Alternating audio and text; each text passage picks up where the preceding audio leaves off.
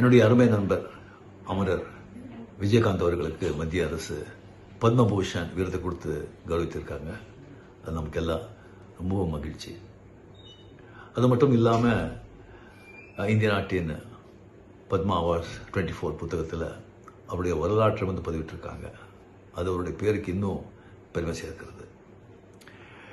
விஜயகாந்த் அவர் நம்ம கூட இல்லை அப்படிங்கிறது இன்னும் என்னால் ஏற்றுக்கவே முடியல.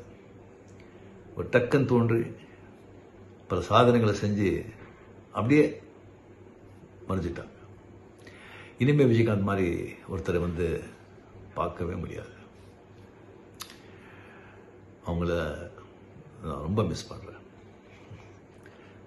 ஸோ ஒரு முதலில் பிறந்த ஒரு மதுரை வீரன் நம்ம கேப்டன் விஜயகாந்த் அவர்களுக்கு அவர் நாமும் வாழ்க. நன்றி, வணக்கம்.